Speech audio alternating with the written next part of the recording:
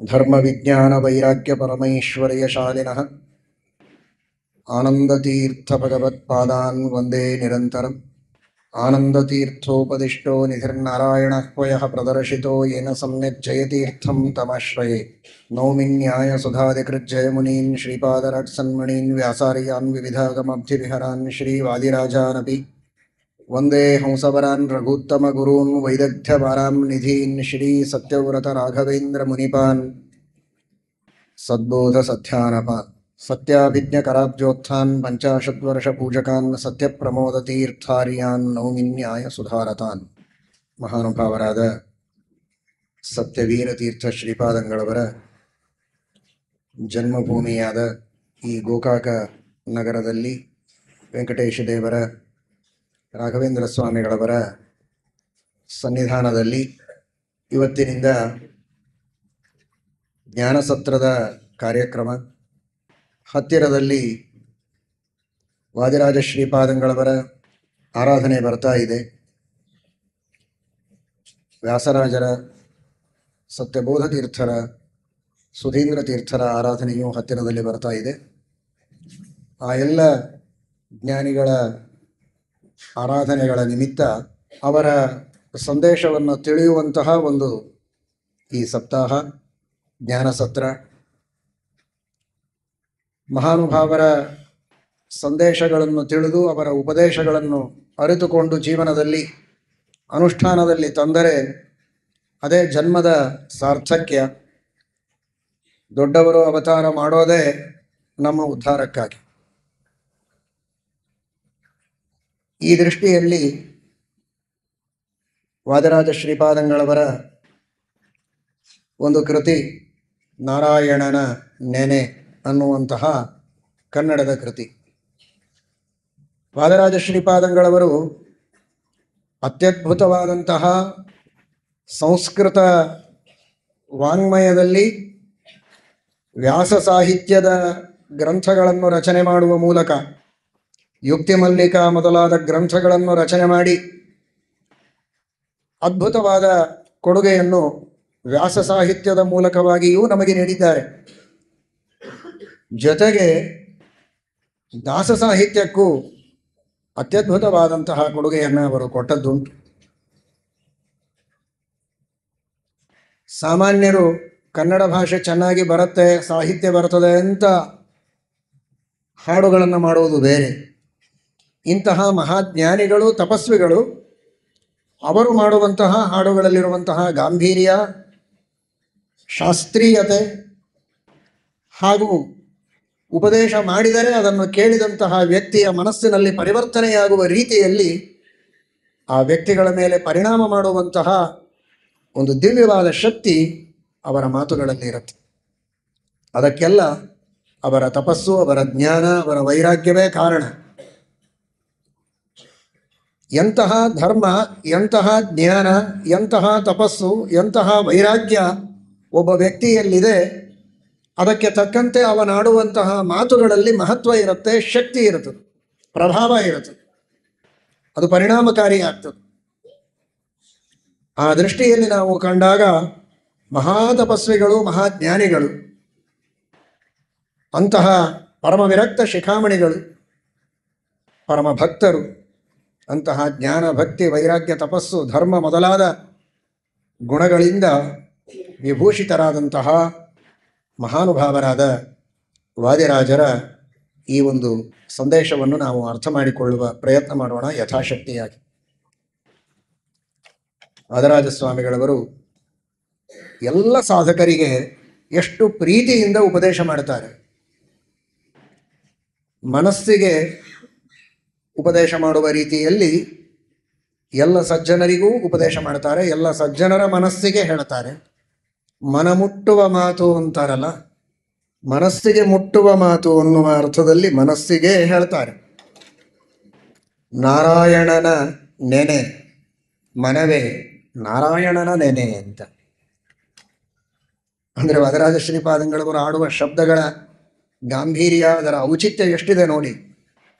ನಾರಾಯಣನ ಕೀರ್ತನೆಯನ್ನು ಮಾಡು ಅಂತ ಹೇಳಿದರೆ ಅವಶ್ಯವಾಗಿ ಮಾಡ್ತೇವೆ ಅಂತ ನಾರಾಯಣ ನಾರಾಯಣ ನಾರಾಯಣ ಅಂತ ಆ ನಾರಾಯಣ ಎಂಬ ಶಬ್ದವನ್ನು 16 ಬಾರಿ ನಾವು ಕೀರ್ತನೆ ಮಾಡಿ ಕೃತಕೃತ್ಯರಾದೆವು ಅಂತ ಅಂದುಕೊಳ್ಳಬಹುದಾಗಿತ್ತು.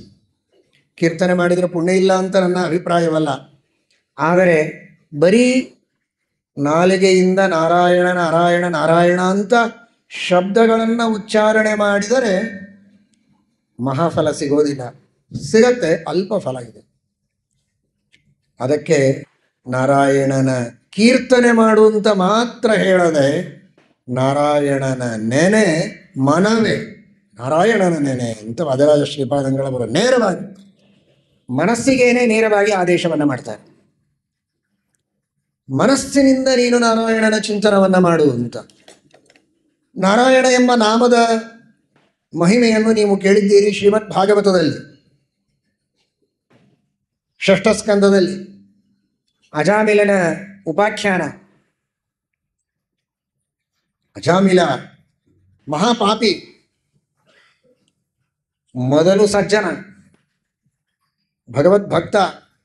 ಆದರೆ ಏನೋ ಒಂದು ಸಹವಾಸ ದೋಷ, ದುಷ್ಟ ಜನರ ಸಹವಾಸದ ದೋಷದಿಂದ ಮಹಾಪಾಪಿ ಆಗ್ತಾನೆ. ಎಲ್ಲ ಪಾಪಗಳನ್ನು ಮಾಡ್ತಾನೆ. ಮದ್ಯಪಾನ, ಮಾಂಸಭಕ್ಷಣ, ದುಷ್ಟ ಸ್ತ್ರೀ ಸಂಘ, ಮಾಡಬಾರದ ಕಾರ್ಯಗಳನ್ನೆಲ್ಲ ಮಾಡಿ ಮಹಾಪಾಪಿಯಾಗಿರ್ತಾನೆ. ಆದರೆ ಕೊನೆ ಕಾಲಕ್ಕೆ ಯಮದೂತರು ಬಂದು ಅವನನ್ನು ಕರೆದುಕೊಂಡು ಹೋಗುವ ಪ್ರಸಂಗ. ನಾರಾಯಣ ಅಂತ ತನ್ನ ಮಗನ ಹೆಸರನ್ನು ಕರೀತಾನೆ. ಅವನ ಮಗನ ಹೆಸರು ನಾರಾಯಣ ಅಂತ ಇಟ್ಟಿದ್ದ. ಯಾಕೆ ಒಳ್ಳೆಯ ಹೆಸರು ಇಡಬೇಕು ಅನ್ನೋದನ್ನು ಅರ್ಥ ಮಾಡಿಕೊಳ್ಳಿ. ಮಕ್ಕಳ ಹೆಸರನ್ನು ಕರೆಯುವಾಗ ಅಥವಾ ಪರಸ್ಪರವಾಗಿ ಅಣ್ಣ ತಮ್ಮಂದಿರು ತಮ್ಮ ತಮ್ಮನ್ನು ಕರೆದುಕೊಳ್ಳುವಾಗ, ಇಷ್ಟ ಮಿತ್ರರನ್ನು ಕರೆಯುವಾಗ ದೇವರ ಹೆಸರು ಬಾಯಿಯಲ್ಲಿ ಬಂದರೆ ಪಾಪಗಳ ಪರಿಹಾರವಾಗ್ತದೆ. ಜೀವನದಲ್ಲಿ ವ್ಯವಹಾರ ಮಾಡೋದಕ್ಕೆ ಒಬ್ಬರನ್ನೊಬ್ಬರು ಕರೆಯೋದು, ಮಾತಾಡೋದು ಇದೇ ಇರುತ್ತೆ. ಎಂತಹ ಚಿಂತನೆ ನಮ್ಮ ಪ್ರಾಚೀನರದು. ವ್ಯವಹಾರಕ್ಕಾಗಿ, ಉಣ್ಣುವ ತಿನ್ನುವ ಬದುಕುವ ಕೆಲಸಕ್ಕಾಗಿ ಬಾ ಹೋಗು ಅಂತ ಕರೆಯುವಾಗ ನಾರಾಯಣ ಬಾ, ಕೃಷ್ಣ ಬಾ, ರಾಮ ಹೋಗಪ್ಪ ಕೆಲಸ ಮಾಡಿಕೊಂಡು ಬಾ ಅಂತ ಹೇಳುವಾಗ ರಾಮ, ಕೃಷ್ಣ, ಗೋವಿಂದ, ನಾರಾಯಣ ಅಂತ ಶಬ್ದಗಳು ಮುಖದಿಂದ ಬಂದರೆ ಕೋಟಿ ಕೋಟಿ ಪಾಪಗಳಿಗೆ ಪ್ರಾಯಶ್ಚಿತ್ತ ಕೇವಲ ಆ ಭಗವಂತನ ನಾಮದ ಉಚ್ಚಾರಣೆಯಿಂದ ಆಗತ್ತೆ. ನಮ್ಮ ಕೆಲಸವೂ ಆಯಿತು, ಜೊತೆಗೆ ಪುಣ್ಯವೂ ಬಂತು, ಪಾಪಗಳ ಪರಿಹಾರ ಆಯಿತು. ಒಂದೇ ನಾಮದ ಉಚ್ಚಾರಣೆ ಎಷ್ಟು ಕೆಲಸಕ್ಕೆ ಉಪಯೋಗ ಆಯಿತು ನೋಡಿ. ಲೌಕಿಕ ವ್ಯವಹಾರ ಅದು ಬಹಳ ಸಣ್ಣ ಪ್ರಯೋಜನ. ಪ್ರಧಾನವಾಗಿ ನಮ್ಮ ಪಾಪಗಳ ಪರಿಹಾರ, ಪ್ರಾಯಶ್ಚಿತ್ತ, ಅಂತಹ ದೊಡ್ಡ ಪ್ರಾಯಶ್ಚಿತ್ತ ಇದು ಭಗವಂತನ ನಾಮಗಳ ಸಂಕೀರ್ತನ. ಈ ದೃಷ್ಟಿಯಲ್ಲಿ ಮಹಾತ್ಮರು, ಪ್ರಾಚೀನರು ನಾಮಕರಣದ ಒಂದು ಸಂಸ್ಕಾರವನ್ನು ನಮ್ಮ ಶಾಸ್ತ್ರದಲ್ಲಿ ಹಾಕಿಕೊಟ್ಟಿದ್ದಾರೆ.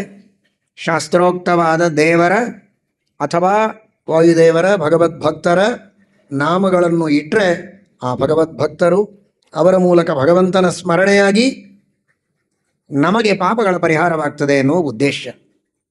ಆ ದೃಷ್ಟಿಯಲ್ಲಿ ಅವಶ್ಯವಾಗಿ ನಾಮಗಳ ಸಂಕೀರ್ತನ ಮಾಡಬೇಕು. ಆದರೆ ಒಂದು ಮಾತನ್ನು ತಿಳಿಯಿರಿ, ಶ್ರೀಮದಾಚಾರ್ಯರು ನಿರ್ಣಯ ಕೊಟ್ಟಿದ್ದಾರೆ ಭಾಗವತ ತಾತ್ಪರ್ಯದಲ್ಲಿ, ಬರೀ ನಾರಾಯಣ ಅಂತ ಅಜಾಮಿಲ ಹೇಳಿದ ಅವನ ಪಾಪಗಳ ಪರಿಹಾರ ಆಯಿತು, ಉದ್ಧಾರ ಆಯಿತು ಅಂತ ಹೇಳುವಂತಿಲ್ಲ. ಹಾಗಾದರೆ ಹೇಗೆ? ತನ್ನ ಮಗನನ್ನೇ ನಾರಾಯಣ ಅಂತ ಅವನು ಕರೆದದ್ದು ನಿಜ, ಆದರೆ ಕರೆದ ಮೇಲೆ ಅವನ ಮನಸ್ಸು ಕೆಲಸ ಮಾಡಿತು. ಓ, ನಾರಾಯಣ ಅಂತ ನಾನು ಚಿಕ್ಕವನಿದ್ದಾಗ ನಮ್ಮ ತಂದೆಯಿಂದ ಕೇಳಿದ್ದೆ. ಸರ್ವೋತ್ತಮನಾದ ಶ್ರೀಹರಿಯ ನಾಮ ಅದು. ಅನಂತ ಗುಣಗಳಿಂದ ಪೂರ್ಣ, ಸಕಲ ದೋಷ ವಿದೂರ, ಸಕಲ ಜಗತ್ತಿಗೆ ಕಾರಣ, ನಮಗೆಲ್ಲ ಅನಂತ ಉಪಕಾರ ಮಾಡುವ ಸ್ವಾಮಿ ಆ ಭಗವಂತನ ಹೆಸರದು ಅಂತ ಕರೆದದ್ದು ಮಗನನ್ನ, ನೆನೆದದ್ದು ದೇವರನ್ನ ಅನ್ನೋದಕ್ಕಾಗಿ ಅವನನ್ನ ಯಮದೂತರು ಕರೆದುಕೊಂಡು ಹೋಗದಂತೆ ತಡೆದು ವಿಷ್ಣುದೂತರು ಬಂದು ಅವನನ್ನ ಮುಂದೆ ಕರೆದುಕೊಂಡು ಹೋಗ್ತಾರೆ. ವಿಷ್ಣುದೂತರು ಬಂದು ಯಮದೂತರನ್ನು ತಡೀತಾರೆ. ಮುಂದೆ ಕೆಲವು ದಿನ ಅವನು ಗಂಗಾ ತೀರದಲ್ಲಿ ಸಾಧನೆಯನ್ನು ಮಾಡಿಕೊಂಡು ಪರಮಾತ್ಮನ ಲೋಕವನ್ನು ಹೊಂದುತ್ತಾನೆ ಅಂತ ಭಾಗವತದಲ್ಲಿ ಕೇಳ್ತೇವೆ. ಹಾಗಾದರೆ ಬರೀ ನಾರಾಯಣ ಅಂತ ಅಂದರೆ ಸಾಲದು, ಮನಸ್ಸಿನಿಂದ ನಾರಾಯಣನ ಚಿಂತನ ಮಾಡಬೇಕು, ಸ್ಮರಣೆ ಮಾಡಬೇಕು. ಮನಸ್ಸಿನಲ್ಲಿ ಭಗವಂತನ ಗುಣಗಳ ಚಿಂತನ ಮಾಡಿದಾಗ ಭಗವಂತ ನಮ್ಮ ಮನಸ್ಸಿನಲ್ಲಿ ಪ್ರವೇಶ ಮಾಡಿದರೆ ನಮ್ಮ ಮನಸ್ಸಿನೊಳಗಿರುವ ಎಲ್ಲ ಕೊಳಚೆಯನ್ನು, ಪಾಪಗಳನ್ನು ತೊಳೆದು ಸ್ವಚ್ಛ ಮಾಡಿ ನಮ್ಮನ್ನು ಉದ್ಧಾರ ಮಾಡ್ತಾನೆ ಎಂಬುದಾಗಿ ಶಾಸ್ತ್ರ ತಿಳಿಸಿಕೊಡುತ್ತೆ. ಈ ಅನುಸಂಧಾನದಿಂದ ವಾದಿರಾಜ ಶ್ರೀಪಾದಂಗಳವರು ನಮಗೆಲ್ಲ ಎಚ್ಚರ ಕೊಡ್ತಾ ಇದ್ದಾರೆ. ಬರೀ ನಾರಾಯಣ ಅಂತ ಶಬ್ದ ಆಡಬೇಡಿ, ನಾರಾಯಣನನ್ನು ಮನಸ್ಸಿನಿಂದ ಚಿಂತನೆ ಮಾಡಿ, ಆಗ ನಿಮ್ಮ ಉದ್ಧಾರ ಅಂತ. ನಾರಾಯಣನ ನೆನೆ ಮನವೇ ನಾರಾಯಣನ ನೆನೆ, ಆ ಮನಸ್ಸಿನಿಂದ ಚಿಂತನೆ ಮಾಡಿ ಎನ್ನುವ ಸಂದೇಶವನ್ನು ನಮಗೆ ಕೊಡ್ತಾ ಇದ್ದಾರೆ. ಇದು ಬರೀ ನಾರಾಯಣ ಅನ್ನುವ ಶಬ್ದದ ಒಂದು ಕೀರ್ತನೆ ಮಾಡುವಾಗ ಮನಸ್ಸಿನಲ್ಲಿ ಹಿಂದೆ ಚಿಂತನೆ ಇರಬೇಕು ಅಂತ ಮಾತ್ರ ವಾದಿರಾಜ ಶ್ರೀಪಾದಂಗಳವರ ಸಂದೇಶ ಅಂತ ತಿಳಿಯಬೇಡಿ. ಯಾವುದೇ ನಾಮಗಳನ್ನು ನಾವು ಚಿಂತನೆ ಮಾಡಬೇಕಾದರೂ ಅರ್ಥಾನುಸಂಧಾನಪೂರ್ವಕವಾಗಿ ಮಾಡಬೇಕು. ಯಾವುದೇ ಮಂತ್ರ ಪಠನ ಮಾಡಬೇಕಾದರೂ ಅರ್ಥಾನುಸಂಧಾನಪೂರ್ವಕವಾಗಿ. ಸ್ತೋತ್ರ, ಮಂತ್ರ, ನಾಮ, ಹಾಡುಗಳು ಯಾವುದನ್ನೇ ಹೇಳಬೇಕಾಗಿದ್ದರೂ ಕೂಡ ಅರ್ಥಾನುಸಂಧಾನ ಮನಸ್ಸಿನಲ್ಲಿ ಬರಬೇಕು. ಭಕ್ತಿ ಭಾವನೆಗಳು ಬರಬೇಕು. ಮನಸ್ಸು ಭಕ್ತಿಯಿಂದ ತೊಯ್ಯಬೇಕು, ಒದ್ದೆಯಾಗಬೇಕು. ಹಾಗೆ ನಾವು ಸಾಧನೆ ಮಾಡಿದರೆ ಅದಕ್ಕೆ ಅರ್ಥ ಇದೆ. ಭಾರೀ ರಾಗ, ಆ ರಾಗ ತಾಳ ಅದರ ಕಡೆಗೆ ಮಾತ್ರ ನಮ್ಮ ಶಬ್ದದ ಕಡೆಗೆ ಗಮನ ಕೊಡಿ. ರಾಗ ತಾಳ ಬೇಡ ಅಂತ ನಾನು ಹೇಳ್ತಾ ಇಲ್ಲ, ಬೇಕು. ತಾಳ ಬೇಕು, ತಕ್ಕ ಮೇಳ ಬೇಕು, ತಾಳ ಇರಬೇಕು, ರಾಗ ಇರಬೇಕು, ಬೇಡ ಅಂತ ಅಲ್ಲ.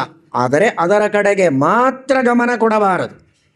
ರಾಗ ತಾಳ ಇವುಗಳ ಕಡೆಗೆ ಗಮನ ಕೊಡುವಂತೆ ವಿಶೇಷವಾಗಿ ಭಗವಂತನಲ್ಲಿ ಮನಸ್ಸನ್ನು ಇಡಬೇಕು, ಭಗವಂತನಲ್ಲಿ ಭಕ್ತಿಯನ್ನು ಮಾಡಬೇಕು. ಭಕ್ತಿಗೆ ಇನ್ನೊಂದು ಹೆಸರು ಅನುರಾಗ ಅಂತ. ಹಾಡು ಹಾಡುವ ಮನುಷ್ಯನ ಮನಸ್ಸಿನಲ್ಲಿ ಕೇವಲ ರಾಗದ ಕಡೆಗೆ ಗಮನ ಇರಬಾರದು, ಅಥವಾ ಕೇಳುವವರಿಗೂ ರಾಗದ ಕಡೆಗೆ ಮಾತ್ರ ಗಮನ ಬೇಡ, ಅನುರಾಗ ಇರಬೇಕು. ಆಗ ಅದು ಸಾರ್ಥಕ. ದೇವರು ಅದನ್ನು ಬಯಸ್ತಾನೆ. ಅವನಿಗೆ ಯಾರು ಹಾಡೋರಿಲ್ಲ, ಕೂತು ಬೇಸರ ಆಗಿದೆ, ಒಂದು ಸ್ವಲ್ಪ ಯಾರಾದರೂ ಹಾಡು ಹಾಡಿದರೆ ಒಂದು ಸ್ವಲ್ಪ ಅವನಿಗೂ ರಿಲೀಫ್ ಆಗ್ತದೆ.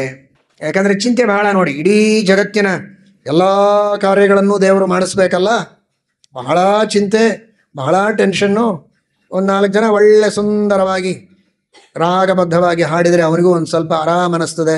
ಆ ಖುಷಿಯಿಂದ ನಾವು ಬೇಡಿದ್ದೆಲ್ಲ ಕೊಡ್ತಾನೆ ಅಂತ ಹಾಗೆ ತಿಳಿಯಬೇಡಿ. ಅವನಿಗೆ ಚಿಂತೆಯೇ ಇಲ್ಲ. ಶ್ರೀಮಠ್ ಟೀಕಾಕೃತ್ಪಾದರು ಹೇಳ್ತಾರೆ, ಚಿಂತಾ ಸಂತಾಪ ಲೇಪೋದ್ಭವ ಮೃತಿ ಮುಖರಾಶೇಷ ದೋಷಾತಿ ದೂರಂ. ಅದು ನಾರಾಯಣ ಶಬ್ದದ ಅರ್ಥವೇ ಅದು. ಅರ, ಅರ ಅಂದರೆ ದೋಷ. ಇಂಗ್ಲಿಷ್ ಭಾಷೆಯಲ್ಲಿ ಎರರ್ ಅಂತಾರೆ. ಅದು ಸಂಸ್ಕೃತದ ಶಬ್ದ, ಅದು ಮೂಲತಃ ಅದು ಸಂಸ್ಕೃತದ ಶಬ್ದ ಅರ. ಅರ ಅಂದರೆ ದೋಷ. ಅದೇ ಆಂಗ್ಲ ಭಾಷೆಯಲ್ಲಿ ಎರರ್ ಆಗಿದೆ. ಅದು ಸಂಸ್ಕೃತದಿಂದಲೇ ಆಂಗ್ಲ ಭಾಷೆಗೆ ಬಂದದ್ದು ಅಂತ ತಿಳಿದುಕೊಳ್ಳದೇ ಇರೋದು ನಮ್ಮೆಲ್ಲರ ಎರರ್. ಅದು ವಾಸ್ತವಿಕವಾಗಿ ಅರ ಎಂಬ ಶಬ್ದದಿಂದಲೇ ಬಂದದ್ದು ಎರರ್ ಅನ್ನುವುದು. ಹೀಗಾಗಿ ನ ಅರ, ಅರಾಯಣ ದೋಷಗಳಿಗೆ ಆಶ್ರಯ ಅಲ್ಲ ಪರಮಾತ್ಮ. ಯಾವ ದೋಷಗಳು ಅವನಲ್ಲಿಲ್ಲ, ಚಿಂತೆ ಇಲ್ಲ. ಈಗ ನಮಗೆಲ್ಲ ಇಲ್ಲಿ ಕುಳಿತು ಶಕೆ ಆಗ್ತಾ ಇದೆ ನೋಡಿ, ಬಿಸಿ ಶಕೆ ಬೆವರು. ದೇವರಿಗಿಲ್ಲ, ನಮಗಿದೆ. ನಮ್ಮೊಳಗೆ ದೇವರಿದ್ದಾನೆ, ಅವನು ಆನಂದವಾಗಿದ್ದಾನೆ. ದೋಷ ನಮಗೆ, ಬೆವರು ನಮಗೆ, ಶಕೆ ನಮಗೆ, ಶ್ರಮ ನಮಗೆ, ನಿದ್ರೆ ನಮಗೆ. ದೇವರಿಗೆ ನಿದ್ರೆ ಇಲ್ಲ. ದೇವರ ಫೋಟೋದಲ್ಲಿ ಸ್ಟೇಷನ್ ಮೇಲೆ ದೇವರು ಮಲಗಿದ ಹಾಗೆ ಫೋಟೋ ಇರ್ತದೆ. ನಿದ್ರೆ ಮಾಡೋದಿಲ್ಲ ದೇವರು. ಯೋಗ ನಿದ್ರೆ ಅಂತ ಕರೀತಾರೆ. ಸುಮ್ಮನೆ ನಾಟಕ ಮಾಡ್ತಾನೆ ಅಷ್ಟೇ, ಕಣ್ಣು ಮುಚ್ಚಿರ್ತಾನೆ, ನಿದ್ರೆ ಇಲ್ಲ. ಯಾವಾಗಲೂ ಪರಮಾತ್ಮ ಎಚ್ಚರ. ಅಸುಪ್ತ ಸುಪ್ತಾನ್ ಅಭಿಚಾಕಶೀತಿ. ತಾನು ಮಲಗದೆ ಎಲ್ಲರನ್ನೂ ನೋಡಿಕೊಳ್ತಾನೆ, ಎಲ್ಲರಿಗೂ ಪ್ರೇರಣೆಯನ್ನು ಮಾಡ್ತಾನೆ. ಇದು ಭಗವಂತನ ಅದ್ಭುತವಾದಂತಹ ಸಾಮರ್ಥ್ಯ. ವಾಯುದೇವರಿಗೂ ನಿದ್ರೆ ಇಲ್ಲ, ನಮ್ಮೆಲ್ಲರಲ್ಲಿದ್ದು ಶ್ವಾಸೋಚ್ಛ್ವಾಸವನ್ನು ಮಾಡಿಸ್ತಾರೆ. ಪರಮಾತ್ಮನಿಗಂತೂ ಸರ್ವಥಾ ಇಲ್ಲ. ಅಂತಹ ಆ ಭಗವಂತ ಯಾವ ದೋಷಗಳೂ ಇಲ್ಲದೆ ಇದ್ದವ, ಅವನಿಗೆ ಚಿಂತೆ ಇದೆ. ಅವನ ಚಿಂತೆಯನ್ನು ಕಡಿಮೆ ಮಾಡೋದಕ್ಕೆ ನಾವು ಒಳ್ಳೆ ರಾಗದಿಂದ ಹಾಡಿ ಅವನಿಗೆ ಸಮಾಧಾನ ಮಾಡ್ತೇವೆ. ದೇವ್ರಿಗೊಂದು ಸ್ವಲ್ಪ ರಿಲೀಫ್ ಆಯಿತು ಅಂತ ಏನಾದರೂ ಮನಸ್ಸಿನಲ್ಲಿ ಬಂದರೆ ಮಹಾಪಾಪ, ಅದರಿಂದ ನರಕವಾಗತ್ತೆ. ಎಂದಿಗೂ ದೇವರಲ್ಲಿ ದೋಷ ಚಿಂತನೆ ಮಾಡಬಾರ್ದು. ಹಾಗಾದರೆ ಅನುರಾಗ, ಆ ಪರಮಾತ್ಮನಲ್ಲಿ ನಾವೇನು ಪ್ರೀತಿಯನ್ನು ಮಾಡ್ತೇವೆ, ಭಕ್ತಿಯನ್ನು ಮಾಡ್ತೇವೆ, ಅದಕ್ಕೆ ದೇವರು ಸಂತೋಷ ಪಡ್ತಾನೆ. ಅಂತೂ ನಾನು ಮಾಡಿದ ಉಪಕಾರವನ್ನು ಅರ್ಥ ಮಾಡಿಕೊಂಡನಪ್ಪ ಇವ ಅಂತ ಸಂತೋಷ ಪಡ್ತಾನೆ. ಅದರಿಂದಲೂ ದೇವರಿಗೆ ಲಾಭ ಏನಿಲ್ಲ. ಆದರೆ ನಮ್ಮ ಕರ್ತವ್ಯವನ್ನು ನಾವು ಮಾಡಿದ್ದಕ್ಕೆ ಸಂತೋಷಪಟ್ಟು ದೇವರು ಅನುಗ್ರಹ ಮಾಡ್ತಾರೆ. ಆ ಭಕ್ತಿ ಪ್ರೀತಿಗಳನ್ನು ಬೆಳೆಸಿಕೊಂಡು ಮನಸ್ಸಿನಲ್ಲಿ ದೇವರ ಚಿಂತನೆ ಮಾಡುವುದಕ್ಕೆ ನಾವು ರೂಢಿಸಿಕೊಳ್ಳಬೇಕು ಅನ್ನುವುದು ಸಂದೇಶ. ಅದು ಹೇಗೆ ಭಕ್ತಿ ಬೆಳೀತದೆ?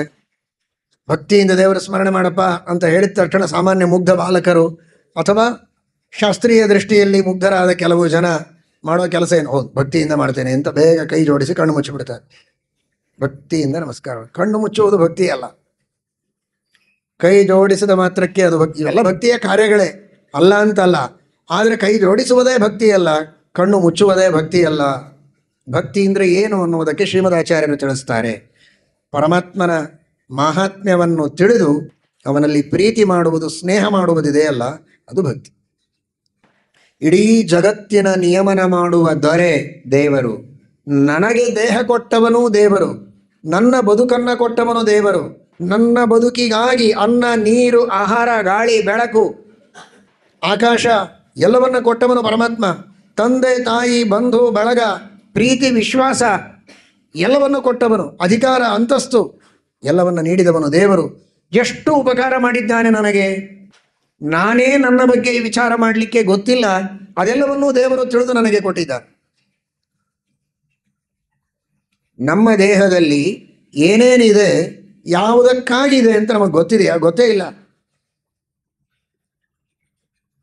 ಇಂತಿಂತಹ ಅಂಗಗಳು, ಇಷ್ಟಿಷ್ಟು ನರಗಳು, ಇಷ್ಟು ಎಲಬುಗಳು, ಇದೆಲ್ಲ ನಿನ್ನಲ್ಲಿದೆ ಅಂತ ಆ ಎನಾಟಮಿ ತಿಳಿದುಕೊಂಡವರು ಹೇಳಿದರೆ ಗೊತ್ತಾದೀತು. ಅದೇನಿಲ್ಲದೆ ಅವರಿಗೂ ಎಲ್ಲ ಪೂರ್ಣ ಗೊತ್ತಿಲ್ಲ, ಎಷ್ಟು ಸಂಶೋಧನೆ ಮಾಡಿದ್ದಾರೆ ಅಷ್ಟು ಹೇಳ್ತಾರೆ. ಆದರೆ ಅದೇನು ಗೊತ್ತೇ ಇಲ್ಲದೆ ಇದ್ದ ವ್ಯಕ್ತಿ ಬದುಕ್ತಾನೆ, ಅವನು ಬದುಕ್ತಾನೆ. ತಂದೆ ತಾಯಿಗಳು ಮಗುವಿಗೆ ಜನ್ಮ ಕೊಡ್ತಾರೆ. ಅವರು ದೊಡ್ಡ ದೊಡ್ಡ ವಿದ್ಯಾವಂತರಾಗಿರ್ಬೋದು, ದಡ್ಡರಾಗಿರ್ಬೋದು, ಯಾರಾದರೂ ಮಗುವಿಗೆ ಜನ್ಮ ಕೊಡ್ತಾರೆ. ಮಗು ಒಂದೇ ಥರ ಇರ್ತದೆ. ಬಹಳ ದೊಡ್ಡ ಡಾಕ್ಟರ್ ಮಗ, ಇಂಜಿನಿಯರ್ ಮಗ, ಒಬ್ಬ ಬಡವರ ಮಗ ಅಂತೇನು ವ್ಯತ್ಯಾಸ ಆಗ್ತದ? ಅವನ ಶರೀರದಲ್ಲಿರುವಂತಹ ಕಣ್ಣು, ಕಿವಿ, ಕೈ, ಕಾಲು, ಮೂಗು, ಹೊಟ್ಟೆ, ಹಾರ್ಟು, ಲಂಗ್ಸು, ಕಿಡ್ನಿ, ಲಿವರು ಎಲ್ಲ ಒಂದೇ ಥರ ಇರ್ತವೆ. ಇವರು ತಿಳಿದಿರಬಹುದು, ಅವನು ತಿಳಿದೇ ಇರಬಹುದು. ತಿಳಿದವರು ತಿಳಿದು ಮಾಡಿದ್ದಲ್ಲ, ಕೇವಲ ನಿಮಿತ್ತರಾದದ್ದು. ಒಳಗೆ ಕುಳಿತು ಆ ಕಾರ್ಯವನ್ನು ಮಾಡಿದ್ದು ದೇವರು. ದೇಹದ ನಿರ್ಮಾಣ ಮಾಡಿದವನು ಭಗವಂತ. ಹೇಗಿರಬೇಕು ದೇಹ, ಹೇಗಿದ್ರೆ ನಾನು ಬದುಕಬಹುದು ಅಂತ ಯಾವ ವ್ಯಕ್ತಿ, ಯಾವ ಮಗು ತಾನು ತಿಳಿದುಕೊಂಡು ಕೇಳಿ ಬೇಡಿ ಕಾಡಿ ಪರಮಾತ್ಮನಿಂದ ಪಡೆದಿದೆ. ತಿಳುವಳಿಕೆ ಇರ್ತದ ಮಗು ಇದ್ದಾಗ. ಮಗು ಇದ್ದಾಗಲ್ಲ, ಮಗು ಆಗೋಕ್ಕಿಂತ ಮೊದಲೇ ಬೇಡಬೇಕು ನಿಜವಾಗಿ. ಯಾಕೆಂದರೆ ಮಗು ಆಗುವಾಗಲೇ ಅದೆಲ್ಲ ಬಂದಿರತ್ತೆ. ಹಾಗಾದರೆ ಇದೆಲ್ಲವೂ ನಮಗೆ ಬೇಕು ಅಂತ ತಾನು ತಿಳಿದು ದೇವರು ನಮಗೆ ಕೊಟ್ಟು ನಮ್ಮನ್ನು ಸಾಕಿದವನು, ಸಲಹಿದವನು, ಬೆಳೆಸಿದವನು. ಇಂತಹ ಉಪಕಾರ ಮಾಡಿದ ದೇವರನ್ನು ಮರೆತು ಯಾರೋ 10 ರೂಪಾಯಿ ಕೊಟ್ಟರು, 100 ರೂಪಾಯಿ ಕೊಟ್ಟರು ಅಂದರೆ ಅವರನ್ನೇ ನಾವು ಬಹಳ ದೊಡ್ಡ ಉಪಕಾರ ಮಾಡಿದವರು ಅಂತ ಸ್ಮರಣೆ ಮಾಡ್ತೇವೆ, ದೇವರನ್ನು ಮರೀತೇವೆ, ಕೃತಜ್ಞರಾಗಿದ್ದೇವೆ. ಹೀಗಾಗದಂಥ ದೇವರನ್ನು ನೆನೆದು ಪ್ರೀತಿಯಿಂದ ದೇವರನ್ನು ಸ್ಮರಣೆ ಮಾಡುವುದುಂಟಲ್ಲ, ಅಥವಾ ಆ ಭಗವಂತನಲ್ಲಿ ಪ್ರೀತಿ ಮಾಡುವುದುಂಟಲ್ಲ, ಅದು ಭಕ್ತಿ. ಮಾಹಾತ್ಮ್ಯವನ್ನು ತಿಳಿದು ಆ ಪರಮಾತ್ಮನಲ್ಲಿ ಪ್ರೀತಿ ಮಾಡಿದರೆ ಅದು ಭಕ್ತಿಯ. ಆ ರೀತಿಯ ಭಕ್ತಿಯಿಂದ ಭಗವಂತನನ್ನು ನಾವು ಸ್ಮರಣೆ ಮಾಡಬೇಕು. ಆಗ ಎಷ್ಟು ಪಾಪಗಳ ಪರಿಹಾರವನ್ನು ದೇವರು ಮಾಡ್ತಾನೆ ಅಂತ ನಮಗೆ ಹೇಳಲಿಕ್ಕೆ ಸಾಧ್ಯ ಇಲ್ಲ, ಅಷ್ಟು ಪಾಪಗಳ ಪರಿಹಾರ ಮಾಡ್ತಾನೆ. ಹೇಳಲಿಕ್ಕೆ ಸಾಧ್ಯ ಅಲ್ಲ, ನಮಗೆ ಮಾಡಲಿಕ್ಕೆ ಸಾಧ್ಯ ಇಲ್ಲ ಅಂತಾರೆ. ನಾಮ್ನೋಸ್ತಿ ಯಾವತೀ ಶಕ್ತಿ ಪಾಪ ನಿರ್ಹರಣೆ ಹರೇಹೇ ತಾವತ್ ಕರ್ತುಂ ನ ಶಕ್ನೋತಿ ಪಾತಕಂ ಪಾತಕೀ ಜನಃ ಅಂತ. ಭಗವಂತನ ನಾಮಗಳಲ್ಲಿ ಎಷ್ಟು ಪಾಪಗಳ ಪರಿಹಾರ ಮಾಡುವ ಶಕ್ತಿ ಇದೆ, ಅಷ್ಟು ಪಾಪಗಳನ್ನು ಮಾಡುವ ಶಕ್ತಿ ಮಾನವರಲ್ಲಿಲ್ಲ ಅಂತ. ಭಕ್ತಿಯಿಂದ ದೇವರ ನಾಮವನ್ನು ಉಚ್ಚಾರಣೆ ಮಾಡಿದರೆ ಕೋಟಿ ಕೋಟಿ ಪಾಪಗಳನ್ನು ಭಸ್ಮ ಮಾಡಿ ಹಾಕ್ತಾನೆ ಪರಮಾತ್ಮ. ಅಂತಹ ಕಾರುಣ್ಯ ಇದೆ, ದಯೆ ಇದೆ ಪರಮಾತ್ಮನಲ್ಲಿ. ನಾರಾಯಣನ ನೆನೆ ಮನವೇ ನಾರಾಯಣನ ನೆನೆ. ಇಷ್ಟು ಸುಲಭ ಉಪಾಯ ಇದ್ದಾಗ ಅದರಿಂದ ವಂಚಿತನಾಗಬೇಡ ಅಂತ ವಾದಿರಾಜ ಶ್ರೀಪಾದಂಗಳವರು ಸಕಲ ಶಾಸ್ತ್ರಗಳ, ಇತಿಹಾಸ ಪುರಾಣಗಳ, ವೇದಗಳ ಸಾರವನ್ನು ನಮಗೆ ತಿಳಿಸ್ತಾ ಇದ್ದಾರೆ. ನಾರಾಯಣನ ನೆನೆ ಮನವೇ ನಾರಾಯಣನ ನೆನೆ ಎಂಬುದಾಗಿ. ಇದು ಎಂತಹ ದೇವರ ಕರುಣೆ ಅಂತ ಅರ್ಥ ಮಾಡಿಕೊಳ್ಳಿ. ನಿಮ್ಮದೆಲ್ಲ ಮನೆಯಲ್ಲಿರೋ ವಸ್ತುಗಳನ್ನೆಲ್ಲ ಕದ್ದು, ನಿಮ್ಮ ಜೊತೆಗೆ ಜಗಳಾಡಿ, ಬೈದು, ಏನೇನೋ ಮಾಡಿ, ನೀವು ಹೇಳಿದ್ಯಾವುದೂ ಕೇಳದೆ, ನಿಮ್ಮನೆ ಅನ್ನನೇ ಊಟ ಮಾಡಿ ನೀವು ಹೇಳಿದ್ಯಾವುದೂ ಕೇಳದೆ, ನಿಮ್ಮನ್ನು ವಿರೋಧ ಮಾಡಿದಂತಹ ಒಬ್ಬ ಮನುಷ್ಯ, ಆಳು ಮನುಷ್ಯ, ಕೆಲಸದವನು. ಸಂಬಳ ಕೊಡ್ತೀರಿ, ಊಟಕ್ಕೆ ಹಾಕಿದ್ದೀರಿ, ಮನೆ ಕೊಟ್ಟಿದ್ದೀರಿ, ಎಲ್ಲ ಇದೆ, ನಿಮ್ಮ ಮಾತು ಕೇಳೋದಿಲ್ಲ. ಅವನದೇನು ಕೆಲಸ ಅಂದರೆ ನೀವು ಬೇಡ ಅಂದಿದ್ದು ಮಾಡೋದು, ಹೇಳಿದ್ದನ್ನು ಮಾಡೋದಿಲ್ಲ, ಇಷ್ಟೇ ಕೆಲಸ. ಹಾಗಿದ್ದರೆ ಅವನನ್ನು ನಿಮ್ಮ ಮನೆಯಲ್ಲಿ ಇಟ್ಕೊಳ್ತೀರಾ, ಮುಂದುವರಿಸ್ತೀರಾ? ಹೋಗಾಚೆ ಅಂತ ಕಳಿಸ್ತು.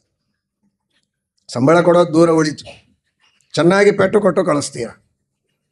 ಆದರೆ ಇಲ್ಲ, ನಾನು ನಿಮ್ಮ ಹೆಸರು ತಗೊಳ್ತೇನೆ, ನಾನು ಮಾಡಿದ ತಪ್ಪೆಲ್ಲ ಕ್ಷಮೆ ಮಾಡಿಬಿಡಿದ್ರೆ ನನ್ನ ಹೆಸರು ತಗೊಳ್ಳೋದಕ್ಕೆ ನೀನು ಲಾಯ್ಕಲ್ಲ, ಹೋಗಿ ಮೊದಲ ಆಚೆ ಅಂತ ಬೈತೀರ. ಮನೆಯೆಲ್ಲ ಹಾಳು ಮಾಡಿ ಮತ್ತು ನನ್ನ ಹೆಸರು ತಗೊಳ್ತೀನಿ ಅಂತೀಯ. ನೀನು ನನ್ನ ಹೆಸರು ತೊಗೊಂಡ್ರೆ ನನಗೇನು ಲಾಭ? ಆದರೆ ನಮ್ಮ ದೇವರು ನೋಡಿ, ನಾವಿದ್ದದ್ದೆಲ್ಲಿ? ದೇವರ ಮನೆಯಲ್ಲೇ. ಇವತ್ತೇ ಈಶಾವಾಸ್ಯ ಉಪನಿಷತ್ತಿನಲ್ಲಿ ಕೇಳಿದ್ದೀರಿ, ಇಡೀ ಜಗತ್ತೇ ಪರಮಾತ್ಮನ ಮನೆ, ನಾವಿರೋದೇ ದೇವರ ಮನೆಯಲ್ಲಿ.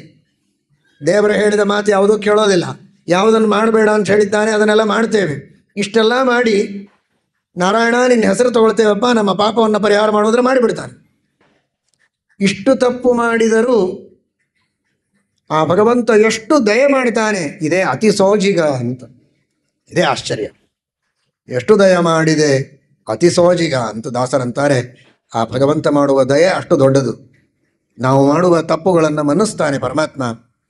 ಆ ದೃಷ್ಟಿಯಲ್ಲಿ ಭಗವಂತನನ್ನು ನಾವು ಭಕ್ತಿಯಿಂದ ಸ್ಮರಣೆ ಮಾಡ್ತಾ, ಅವನ ಕಾರುಣ್ಯ, ಅವನ ದಯೆ ಅದನ್ನು ನೆನೆಸಿಕೊಂಡು, ಅದರ ದುರುಪಯೋಗ ಅಲ್ಲ ಸದುಪಯೋಗ ಮಾಡಿಕೊಂಡು, ಏನು ಗೊತ್ತಿಲ್ಲದೆ ತಪ್ಪು ಮಾಡಿದ್ದೇವೋ ಅದನ್ನು ಕ್ಷಮಾ ಮಾಡುವಂತ ಹೊರತು ಬೇಕು ಅಂತ ತಪ್ಪು ಮಾಡೋದು ನಾರಾಯಣ ಅನ್ನೋದು. ಹಾಗೆ ಮಾಡಿದರೆ ದೇವರು ಕ್ಷಮೆ ಮಾಡೋದಿಲ್ಲ. ಏನೋ ಇಷ್ಟು ದಿವಸ ಗೊತ್ತಿಲ್ಲದೆ ತಪ್ಪಾಗಿದೆ, ಅದನ್ನು ಕ್ಷಮೆ ಮಾಡು, ಇನ್ನು ಮುಂದೆ ನಮ್ಮಿಂದ ತಪ್ಪು ಮಾಡಿಸಬೇಡ ಅಂತ ಭಗವಂತನಲ್ಲಿ ನಾವು ಪ್ರಾರ್ಥನೆಯನ್ನು ಮಾಡಬೇಕು. ನಾರಾಯಣನ ನೆನೆ ಮನವೇ ನಾರಾಯಣನ ನೆನೆ. ಇನ್ನೊಂದು ಮಾತನ್ನು ನಾವು ಸ್ಮರಿಸಿಕೊಳ್ಳೋದಾದರೆ, ದೇವರಿಗೆ ಅತ್ಯಂತ ಪ್ರಿಯವಾದದ್ದು ಮನಸ್ಸು. ಬೃಹದಾರಣ್ಯಕ ಉಪನಿಷತ್ತಿನಲ್ಲಿ ಪರಮಾತ್ಮನ ಸೃಷ್ಟಿಯ ಬಗ್ಗೆ ಹೇಳುವಾಗ 7 ಅನ್ನಗಳನ್ನು ದೇವರು ಸೃಷ್ಟಿ ಮಾಡಿದ್ದಾನೆ ಅಂತ ಹೇಳಿದ್ದಾರೆ. ಇವತ್ತು ನಾವೆಲ್ಲ ಊಟ ಮಾಡ್ತೇವಲ್ಲ, ಬೇರೆ ಬೇರೆ ವ್ಯಕ್ತಿಗಳು ಬೇರೆ ಬೇರೆ ತರಹ ಅನ್ನ ಅಂದರೆ ಅಕ್ಕಿಯಿಂದ ಮಾಡಿದ್ದು ಹಾಗೆ ಅಂತ ಅಲ್ಲ, ಅದು ರೊಟ್ಟಿ ಇರ್ಬೋದು, ಅನ್ನ ಇರ್ಬೋದು, ಒಟ್ಟು ತಿನ್ನುವ ವಸ್ತು ಅವರವರಿಗೆ ಬೇಕಾದದ್ದನ್ನು ತಿಂತಾರೆ, ಅದು ಅನ್ನ. ಯಾವುದನ್ನು ತಿಂತಾರೋ ಅದು ಅನ್ನ. ಅದ್ಯತೆ ಇತಿ ಅನ್ನಂ. ಎಲ್ಲರೂ ತಿನ್ನುವ ಒಂದು ಸಾಧಾರಣವಾದ ಅನ್ನ. ಇನ್ನೊಂದು ಮಕ್ಕಳಿಗೋಸ್ಕರ ಅಂತ, ಅದು ಪಶು ಆಗಿರ್ಬೋದು, ಮಾನವ ಶಿಶು ಆಗಿರ್ಬೋದು, ಅವರಿಗಾಗಿ ಈ ಗಟ್ಟಿಯಾದ ಅನ್ನ ಪಚನ ಆಗೋದಿಲ್ಲ ಅಂತ ದೇವರು ಹಾಲನ್ನು ಸೃಷ್ಟಿ ಮಾಡಿದ್ದಾನೆ. ತಾಯಿ ಮಕ್ಕಳಿಗೆ ಹಾಲು ಕುಡಿಸ್ತಾಳೆ, ಆಕಳು ತನ್ನ ಕರುವಿಗೆ ಹಾಲು ಕುಡಿಸ್ತದೆ, ಅದು ಇಡೀ ಜಗತ್ತಿಗೆ ಹಾಲು ಕುಡಿಸ್ತದೆ ಅಂತ ಅಂದ್ಕೊಳ್ಳಿ. ಆಕಳು ಗಾವೋ ವಿಶ್ವಸ್ಯ ಮಾತರಹ, ಎಲ್ಲರಿಗೂ ಹಾಲು ಕುಡಿಸೋದು ಆಕಳೆ. ಹೀಗೆ ಆ ಹಾಲು ಮಕ್ಕಳಿಗಾಗಿ ಅಂತ ಪರಮಾತ್ಮ ಸೃಷ್ಟಿ ಮಾಡಿದ್ದಾನೆ, ಶಿಶುಗಳಿಗೆ, ಪಶುಗಳಿಗೆ. ಅದು 2. ದೇವತೆಗಳಿಗಾಗಿ 2. ಯಜ್ಞಯಾಗಗಳಲ್ಲಿ ನಾವೇನು ಆಹುತಿಗಳನ್ನು ಕೊಡ್ತೇವೆ, ಹುತ ಪ್ರಹುತ ಅಂತ, ದೇವತೆಗಳಿಗೋಸ್ಕರ ಅಂತ 2 ಅನ್ನವನ್ನು ದೇವರು ಕೊಟ್ಟ. ಇಲ್ಲಿ 4 ಆಯಿತು. ತನಗಾಗಿ ಇಂತ 3 ಇಟ್ಕೊಂಡಿದ್ದಾನೆ. ನೋಡಿ ತಾರತಮ್ಯ ಹೇಗಿದೆ. ಮಾನವರಿಗೆ, ಉಳಿದವರೆಲ್ಲರಿಗಾಗಿ ಕಾಮನ್ ಆಗಿ ಒಂದೇ, ಪಶುಗಳಿಗಾಗಿ ಮಕ್ಕಳಿಗಾಗಿ 1, ದೇವತೆಗಳು ದೊಡ್ಡವರಲ್ವೋ 2, ಹುತ ಪ್ರಹುತ. ತನಗೆ 3. ಅದು ಯಾವುದು? 3 ಯಾವುದು ಹೇಳಿ ನೋಡೋಣ. ನಿಮ್ಮ ತಲೆಯಲ್ಲೆಲ್ಲ ಬಂದದ್ದು ಯಾವುದಿರ್ಬೋದು? ಮೈಸೂರು ಪಾಕು, ಜಿಲೇಬಿ, ಜಹಾಂಗೀರು ಅಲ್ಲ. ಮನಸ್ಸು, ವಾಕ್, ಪ್ರಾಣ. ಈ 3 ದೇವರು ತನಗಾಗಿ ಇಟ್ಟುಕೊಂಡನಂತೆ. ಅನ್ನ ಅಂದರೆ ಕಚ ಕಚ ತಿನ್ನೋದೇ ಅನ್ನ ಅಲ್ಲ, ಯಾವುದರಿಂದ ನಮಗೆ ಸಂತೋಷ ಆಗತ್ತೆ ಅದು ಅನ್ನ. ಪರಮಾತ್ಮ ಈ 3 ಸಮರ್ಪಣೆ ಮಾಡಿದರೆ ಸಂತೋಷ ಪಡ್ತಾನೆ. ಮನಸ್ಸಿನಿಂದ ದೇವರ ಧ್ಯಾನ ಮಾಡಿದರೆ ದೇವರಿಗೆ ನಾವು ಮನಸ್ಸನ್ನು ಸಮರ್ಪಣೆ ಮಾಡಿದಂತೆ, ಅದು ದೇವರಿಗೆ ಸಂತೋಷ ಆಗುತ್ತೆ, ಅದೇ ಒಂದು ಅನ್ನ. ವಾಕ್, ಮಾತಿನಿಂದ ದೇವರ ಸ್ತೋತ್ರ ಮಾಡಿದರೆ ದೇವರಿಗೆ ಸಂತೋಷವಾಗ್ತದೆ, ಅದು ಒಂದು ದೇವರ ಅನ್ನ. ಪ್ರಾಣ ಅಂದರೆ ಕ್ರಿಯಾಶಕ್ತಿ, ನಮ್ಮ ಕ್ರಿಯೆ. ಅನಚೇಷ್ಟಾಯ, ಪರಮಾತ್ಮನಿಗೆ ನಾನಾ ವಿಧವಾದಂತಹ ಪೂಜೆಗಳನ್ನು, ಷೋಡಶೋಪಚಾರ ಪೂಜೆಗಳನ್ನು ಮಾಡಿದರೆ ಸಂತೋಷವಾಗತ್ತೆ, ಅದೇ ಒಂದು ಅನ್ನ. ಮನಸ್ಸು, ವಾಕ್, ಪ್ರಾಣ ಇವುಗಳನ್ನು ಪರಮಾತ್ಮನಿಗೆ ಅರ್ಪಣೆ ಮಾಡುವುದರಿಂದ ದೇವರು ಸಂತೋಷ ಪಡ್ತಾನೆ. ಅದನ್ನು ತನಗಾಗಿ ಅನ್ನ ಅಂತ ಇಟ್ಟುಕೊಂಡ ಅಂತ. ಅದರ ಅರ್ಥ ಆ ರೀತಿ ನಾವು ಭಗವಂತನಿಗೆ ಅರ್ಪಣೆ ಮಾಡಬೇಕು ಅಂತ ಉಪನಿಷತ್ತು ತಿಳಿಸ್ಕೊಡುದು. ಅದಕ್ಕೆ ಅದರೊಳಗೂ ಮೊದಲನೇದು ಯಾವುದು? ಮನಸ್ಸು. ಭಾರೀ ಪ್ರೀತಿ ಪರಮಾತ್ಮನಿಗೆ ಮನಸ್ಸಿನ ಮೇಲೆ. ಮಾಸ್ಟರ್ ಪೀಸ್ ಅಂತಾರೆ ನೋಡಿ. ಒಬ್ಬ ವ್ಯಕ್ತಿ ಅನೇಕ ವಸ್ತುಗಳನ್ನು ಸೃಷ್ಟಿ ಮಾಡಿರ್ಬೋದು, ಅದರೊಳಗೆ ಒಂದು ಬಹಳ ಚೆನ್ನಾಗಿರುತ್ತೆ, ಅದರ ಮೇಲೆ ಅವನಿಗೆ ಅಭಿಮಾನ ಇರುತ್ತೆ, ಎಲ್ಲನೂ ಅವನೇ ಮಾಡಿದ್ದೇ ಇರುತ್ತೆ, ಅದರೊಳಗೆ ಒಂದು ಬಹಳ ಚೆನ್ನಾಗಿರುತ್ತೆ. ಹಾಗೆ ದೇವರು ಈ ಜಗತ್ತಿನ ಸೃಷ್ಟಿ ಮಾಡಿದ್ದಾನಲ್ಲ, ಅದರೊಳಗೆ ಮನಸ್ಸಿನ ಮೇಲೆ ದೇವರಿಗೆ ಬಹಳ ಪ್ರೀತಿ. ಯಾಕೆ ಅಂದರೆ ಅವನೇ ಮಾಡಿದ್ದು, ಆದರೆ ಅತಿ ಅದ್ಭುತವಾದ ವಸ್ತು ಮನಸ್ಸು. ಅತ್ಯಂತ ಅದ್ಭುತವಾದ ವಸ್ತು ಪ್ರಪಂಚದೊಳಗೆ ಮನಸ್ಸು. ಅದು ಎಲ್ಲಿದೆ ಅಂತ ಗೊತ್ತಿಲ್ಲ, ಎಲ್ಲರೂ ಮಾತಾಡ್ತಾರೆ. ನನ್ನ ಮನಸ್ಸಿಗೆ ಭಾಳ ಹಿಡಿಸ್ತು, ನನ್ನ ಮನಸ್ಸಿಗೆ ಸಂತೋಷ. ಎಲ್ಲಿದೆ ಮನಸ್ಸು? ತೋರಿಸು. ಏನು ತೋರಿಸ್ತೀಯ? ಮುಖ ತೋರಿಸ್ಬೋದು, ಎದೆ ತೋರಿಸ್ಬೋದು. ಇದೇ ನನ್ನ ಮನಸ್ಸು ಅಂತ ಹೀಗೆ ಹೇಳ್ತೆ, ತೊಗಲು ಕಾಣಿಸ್ತದೆ. ಮನಸ್ಸಲ್ಲ ಅದು, ಮನಸ್ಸು ಒಳಗಿದೆ. ಮನಸ್ಸು ನನಗೆ ಗೊತ್ತು, ಅದೇ ಸಾಕ್ಷಿ ಅಂತ ಶ್ರೀಮದಾಚಾರ್ಯ ಹೇಳ್ತಾರೆ. ನನ್ನ ಸಾಕ್ಷಿಗೆ ನನಗೆ ಗೊತ್ತಾಗತ್ತೆ ಮನಸ್ಸಿದೆ ಅಂತ, ಆದರೆ ತೋರಿಸ್ಲಿಕ್ಕೆ ಬರೋದಿಲ್ಲ ಅದು ಇನ್ನೊಬ್ಬರಿಗೆ. ಅಂತಹ ಮನಸ್ಸು ಎಷ್ಟು ಕೆಲಸ ಮಾಡುತ್ತೆ, ಯಾವತ್ತಿನಿಂದ ಇದೆ ಗೊತ್ತಾ? ನಾನು ಹುಟ್ಟಿದಾಗ ಈ ದೇಹವನ್ನು ಪಡೆದುಕೊಂಡು ಹುಟ್ಟಿದೆ ತಂದೆ ತಾಯಿಗಳಿಂದ. ಈಗ ಮನಸ್ಸು ಹುಟ್ಟಿಲ್ಲ, ಈ ದೇಹದ ಜೊತೆಗೆ ಮನಸ್ಸು ಹುಟ್ಟಿಲ್ಲ. ಅದು ಅನಾದಿ ಕಾಲದಿಂದ ಇದೆ. ಕಳೆದ ಜನ್ಮದಲ್ಲಿಯೂ ಇತ್ತು, ಅದರ ಹಿಂದೂ ಇತ್ತು, ಅದರ ಹಿಂದೂ ಇತ್ತು. ಮನಸ್ಸು ಇದು ಕಂಟಿನ್ಯೂಸ್ ಆಗಿದೆ, ಅನಾದಿ ಕಾಲದಿಂದ ಇದೆ. ಅನಾದಿ ಮನಸ್ಸಿ ಸ್ಥಿತಾ ಶ್ರೀಮದಾಚಾರ್ಯರು ಹೇಳ್ತಾರೆ ಅನುವ್ಯಾಖ್ಯಾನದಲ್ಲಿ. ಅನಾದಿ ಕಾಲದಿಂದ ಪ್ರತಿಯೊಬ್ಬ ಜೀವನ ಜೊತೆಗೆ ಮನಸ್ಸು ಬರ್ತಾ ಇದೆ, ಜೊತೆಗೇ ಇದೆ. ಬೇರೆ ಬೇರೆ ಜನ್ಮಗಳಲ್ಲಿ ಇವನು ಅನುಭವಿಸಿದ ಸಂಸ್ಕಾರಗಳೆಲ್ಲ ಅವನ ಮನಸ್ಸಿನಲ್ಲಿ ಇರ್ತವೆ. ಅವುಗಳಿಗೆ ತಕ್ಕಂತೆ ಮುಂದಿನ ಜನ್ಮದಲ್ಲಿ ಇವನಿಗೆ ಪ್ರಗತಿ ಆಗ್ತದೆ. ಹಳೆ ಜನ್ಮದಲ್ಲಿ ಗಳಿಸಿದ ಸಂಸ್ಕಾರಗಳು ಮನಸ್ಸಿನಲ್ಲಿರೋದು ಒತ್ತಟ್ಟಿಗಿರಲಿ. ಈ ಜನ್ಮದೊಳಗೆ ಎಷ್ಟು ಸಂಸ್ಕಾರಗಳನ್ನು ಮನಸ್ಸಿನಲ್ಲಿ ಪಡೆದುಕೊಂಡಿರ್ತಾನೆ, ಅದೆಲ್ಲ ಮನಸ್ಸಿನೊಳಗಿರುತ್ತೆ. ಈ ವ್ಯಕ್ತಿಯನ್ನು ನೋಡಿದರೆ ನನ್ನ ಮನಸ್ಸಿನೊಳಗೆ ಬರುವ ವಿಚಾರಗಳೇ ಬೇರೆ. ಹೌದು, ಇವನೊಬ್ಬ ವ್ಯಕ್ತಿ, ಇವನು ನಮ್ಮ ಶಿಷ್ಯ, ಇವನು ಇವತ್ತು ಭೇಟಿಯಾಗಿದ್ದ, ಇಂಥ ಒಂದು ವಿಷಯ ಕೇಳಿದ್ದ, ಅದಕ್ಕೆ ನಾನು ಹೀಗೆ ಉತ್ತರ ಹೇಳಿದ್ದೆ, ಅದರ ಮೇಲೆ ಈಗ ಅವನು ಏನೋ ಕೇಳೋದಕ್ಕೆ ಬಂದಿದ್ದ, ಇದೆಲ್ಲ ನನಗೆ ನೆನಪಾಗತ್ತೆ. ನಿಮ್ಮನ್ನು ನೋಡಿದರೆ ನೀವೇನು ನಮ್ಮ ಜೊತೆಗೆ ಮಾತಾಡಿದ್ರಿ, ಏನೇನು ಮಾತಾಡಿದ್ರಿ, ಅದೆಲ್ಲ ನೆನಪಾಗತ್ತೆ. ಎಲ್ಲಿ ನೋಡಿದ್ದು? ಒಂದೊಂದು ಫೈಲ್ಗಳು ಬೇರೆ ಇವೆ ಮನಸ್ಸಿನಲ್ಲಿ. ಒಬ್ಬ ವ್ಯಕ್ತಿಯನ್ನು ನೋಡಿದರೆ, ಒಂದು ವಸ್ತುವನ್ನು ನೋಡಿದರೆ ಬೇರೆ ಬೇರೆ ಫೈಲ್ ಓಪನ್ ಆಗುತ್ತೆ. ನಾವು ಮಕ್ಕಳಿಗೆ ಬೆಳಗ್ಗೆ ಪಾಠ ಹೇಳುವಾಗ ಒಂದು ಪುಸ್ತಕ ಇಟ್ಕೊಂಡ್ರೆ ಅವಾಗ ಬೇರೆ ಫೈಲೇ ಓಪನ್ ಆಗ್ತದೆ, ಮುಂದಿರುವ ಫೈಲ್ ಬೇರೆ, ಮನಸ್ಸಿನೊಳಗೆ ಬೇರೆ ಫೈಲ್ ಓಪನ್ ಆಗ್ತದೆ. ಪ್ರವಚನ ಮಾಡುವಾಗ ಬೇರೆ, ಒಬ್ಬನ ಜೊತೆಗೆ ಮಾತನಾಡುವಾಗ ಬೇರೆ. ಡಾಕ್ಟರು ಯಾರ್ಯಾರೋ ಪೇಷಂಟ್ಗಳಿಗೆ ಟ್ರೀಟ್ಮೆಂಟ್ ಕೊಡ್ತಿರ್ತಾರೆ. ಯಾರೋ ಬಂದವನಿಗೆ ಏನೋ ಔಷಧಿ ಕೊಟ್ಟರೆ, ನಿನ್ನೆ ಯಾರು ಬಂದಿದ್ರು, ಯಾವುದಕ್ಕೋಸ್ಕರ ಬಂದಿದ್ರು, ಆ ವ್ಯಕ್ತಿಯ ಮುಖ ನೋಡಿದರೆ ಅದೆಲ್ಲ ನೆನಪಾಗಿ ಅದಕ್ಕೆ ತಕ್ಕಾಗಿ ಔಷಧಿ ಕೊಡ್ತಾನೆ, ಮುಂದೆ ಟ್ರೀಟ್ಮೆಂಟ್ ಮುಂದುವರಿಸ್ತಾನೆ. ಇದು ಮನಸ್ಸಿನ ಶಕ್ತಿ. ಮತ್ತ ಸ್ಮೃತಿ, ಕೃಷ್ಣ ಹೇಳ್ತಾನೆ ಭಗವದ್ಗೀತೆಯಲ್ಲಿ, ಮತ್ತ ಸ್ಮೃತಿ, ನನ್ನಿಂದಲೇ ಸ್ಮರಣ ಶಕ್ತಿ ಎಲ್ಲರಿಗೆ ಬರೋದು ಅಂತ. ಆ ಮೆಮೊರಿ ಪವರ್, ಅದು ಮನಸ್ಸಿನ ಶಕ್ತಿ. ಅದನ್ನು ಕೊಟ್ಟವನು ಪರಮಾತ್ಮ. ಹೀಗಾಗಿ ಆ ಮನಸ್ಸು ಪರಮಾತ್ಮನ ಸೃಷ್ಟಿಯಲ್ಲಿ ಬಹಳ ದೊಡ್ಡ ವಸ್ತು, ಮಾಸ್ಟರ್ ಪೀಸು. ನೋಡಿದರೆ ಅದಕ್ಕೆಲ್ಲ ಬಹಳ ಶಾಸ್ತ್ರೀಯ ಸೂಕ್ಷ್ಮ ವಿಚಾರಗಳಿವೆ. ಸೃಷ್ಟಿ ಅಂದರೆ ಹೊಸದಾಗಿ ಸೃಷ್ಟಿ ಮಾಡೋದಿಲ್ಲ, ಆ ಮನಸ್ಸನ್ನು ಉಪಚಯ ಅಂತಾರೆ. ಅದರ ಪೋಷಣೆ ಮಾಡ್ತಾ, ಪುಷ್ಟಿ ಮಾಡ್ತಾ ಹೋಗ್ತಾನೆ ಪರಮಾತ್ಮ. ಆ ರೀತಿ ಅನಾದಿ ಕಾಲದಿಂದಲೂ ಮನಸ್ಸಿನ ಪುಷ್ಟಿಯನ್ನು ಮಾಡ್ತಾ, ಅದರ ನಿಯಮನವನ್ನು ಮಾಡ್ತಾ, ಮನಸ್ಸಿನಲ್ಲಿ ಆ ಶಕ್ತಿಯನ್ನು ನಿಯಂತ್ರಣ ಮಾಡ್ತಾ ರಕ್ಷಣೆ ಮಾಡಿಕೊಂಡು ದೇವರು ಬಂದಿದ್ದಾನಲ್ಲ. ಅದಕ್ಕಾಗಿ ಆ ಮನಸ್ಸಿನ ಮೇಲೆ ದೇವರಿಗೆ ಬಹಳ ಪ್ರೀತಿ. ನಾವೇನು ಮಾಡ್ಬೇಕು? ಅದಕ್ಕೆ ಏನು ಮಾಡೋದು ಬೇಡ. ಈ ಮನಸ್ಸು ನಿನ್ನದು, ಈ ಮನಸ್ಸು ಕೊಟ್ಟವನು ನೀನು. ಈ ಮನಸ್ಸಿನಿಂದ ನಿನ್ನ ಗುಣಗಳ ಚಿಂತನೆ ಮಾಡ್ತೇನೆ ಅಂತ ನಾನು ಸಂಕಲ್ಪ ಮಾಡಿ ಭಗವಂತನ ಸ್ಮರಣೆ ಮಾಡಿದರೆ ಸಾಕು, ದೇವರು ಸಂತೋಷಪಟ್ಟು ನಮ್ಮ ಪಾಪಗಳ ಪರಿಹಾರ ಮಾಡಿ ಕಷ್ಟಗಳನ್ನು ದೂರ ಮಾಡ್ತಾನೆ. ಈ ದೃಷ್ಟಿಯಲ್ಲಿ ವಾದಿರಾಜ ಶ್ರೀಪಾದಂಗಳು ಬರಂತಾರೆ, ಯಾಂತ್ರಿಕವಾಗಿ ನಾಮದ ಉಚ್ಚಾರಣೆ ಮಾಡಬೇಡಿ, ಮನಸ್ಸಿನಿಂದ ಮಾಡಿ ಅಂತ ತೋರಿಸುವುದಕ್ಕೆ ಮನಸ್ಸಿಗೆ ಸಂಬೋಧನೆ ಮಾಡಿ ಹೇಳ್ತಾರೆ, ನಾರಾಯಣನ ನೆನೆ ಮನವೇ ನಾರಾಯಣನ ನೆನೆ. ಜೀವನದಲ್ಲಿ ಏನೇನು ಸಾಧನೆಗಳನ್ನು ಮಾಡಬೇಕು ಅಂತ ಒಂದು ಸಂಕ್ಷಿಪ್ತವಾಗಿ ತಿಳಿಸುವ ಒಂದು ಕೈಪಿಡಿಯಂತೆ ಈ ಒಂದು ದೇವರ ನಾಮವನ್ನು ವಾದಿರಾಜ ಶ್ರೀಪಾದಂಗಳವರು ರಚನೆ ಮಾಡಿ ಪರಮಾನುಗ್ರಹ ಮಾಡಿ ಎಲ್ಲ ಸಾಧಕರ ಕೈಗೆ ಕೊಟ್ಟಿದ್ದಾರೆ. ಇದನ್ನಿಟ್ಟುಕೊಂಡು ಈ ಸಂದೇಶದಲ್ಲಿ, ಈ ದೇವರ ನಾಮದಲ್ಲಿ ತಿಳಿಸಿದ ಸಂದೇಶಕ್ಕೆ ತಕ್ಕಂತೆ ನೀವು ಜೀವನದಲ್ಲಿ ಅನುಷ್ಠಾನ ಮಾಡಿ ನಿಮ್ಮ ಜನ್ಮ ಸಾರ್ಥಕವಾಗ್ತದೆ ಅಂತ. ನಾರಾಯಣನ ಮನ್ನಿಸು ವರ್ಣಿಸು ಆರಾಧನೆಗಳ ಮಾಡುತ್ತ ಪಾಡುತ್ತ, ನೀರಾಜನದಿಂ ಅರ್ಚಿಸು ಮೆಚ್ಚಿಸು ಪಾರಾಯಣ ಪ್ರಿಯನ ವೇದ ಪಾರಾಯಣ ಪ್ರಿಯನ ಅಂತ. ಎಷ್ಟು ಸಣ್ಣ ಮಾತಿನೊಳಗೆ ಎಲ್ಲ ಸಂಗ್ರಹ ಮಾಡಿ ನಮಗೆ ತಿಳಿಸಿಕೊಡ್ತಾರೆ ನೋಡಿ. ಭಗವಂತನನ್ನ ಮನಸ್ಸಿನಿಂದ ಸ್ಮರಿಸಬೇಕು, ಅವನನ್ನು ತಿಳಿಯಬೇಕು. ತಿಳಿದರೆ ಸಾಲದಪ್ಪ, ವರ್ಣಿಸು ಅಂತಾರೆ. ಮನ್ನಿಸು ವರ್ಣಿಸು, ನೀನು ತಿಳಿದ 4 ಮಾತುಗಳನ್ನು 4 ಜನರಿಗೆ ಹೇಳು. ಶ್ರೀಮದ್ ಆಚಾರ್ಯರು ಕೃಷ್ಣಾಮೃತ ಮಹಾರ್ಣವದಲ್ಲಿ ಹೇಳ್ತಾರೆ, ಅರ್ಚಿತ ಸಂಸ್ಮೃತೋ ಧ್ಯಾತಃ ಕೀರ್ತಿತಃ ಕಥಿತ ಶ್ರುತಃ ಯೋ ದದಾತ್ಯಮೃತತ್ವಂ ಹಿ ಸಮಾಂ ರಕ್ಷತು ಕೇಶವ ಅಂತ.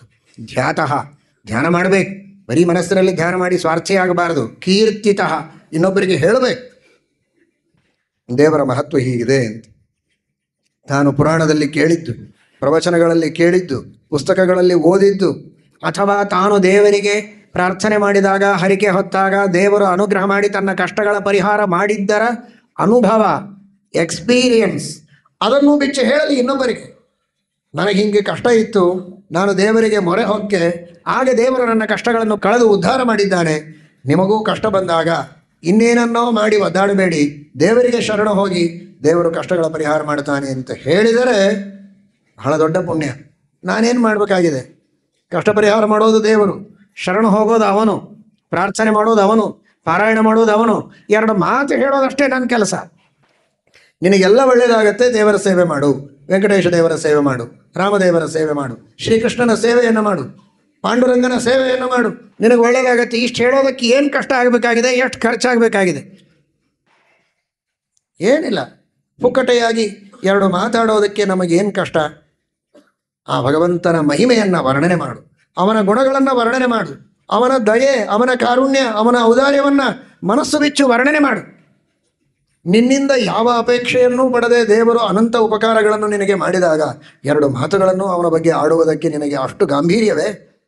ಅಷ್ಟು ಅಹಂಕಾರವೇ? ನಾನು ಬಹಳ ದೊಡ್ಡ ಶ್ರೀಮಂತ, ಬಹಳ ದೊಡ್ಡ ವಿಚಾರವಂತ, ನಾನೇನೋ ದೇವರ ಬಗ್ಗೆ ಮಾತನಾಡಿಬಿಟ್ರೆ ನನ್ನನ್ನು ಆರ್ಥೋಡಾಕ್ಸ್ ಅಂದ್ಕೊಳ್ತಾರೆ ಅಂತನ್ನುವಂತಹ ಒಂದು ಸಂಕೋಚವೇ? ಇಂತಹ ಅಹಂಕಾರ, ಇಷ್ಟು ಔದಾಸೀನ್ಯ, ಇಷ್ಟು ತಿರಸ್ಕಾರ, ಇಷ್ಟು ಸ್ವಾರ್ಥಪರವಾದ ಪ್ರವೃತ್ತಿ ಇದ್ದರೂ ಏನೂ ಸಂಕೋಚ ಇಲ್ಲದಂತೆ ನನ್ನನ್ನು ಪರಮಾತ್ಮ ರಕ್ಷಣೆ ಮಾಡ್ತಾ ಇದ್ದಾನೆ, ಅವನ ದೊಡ್ಡಸ್ತಿಕೆ ಎಷ್ಟು?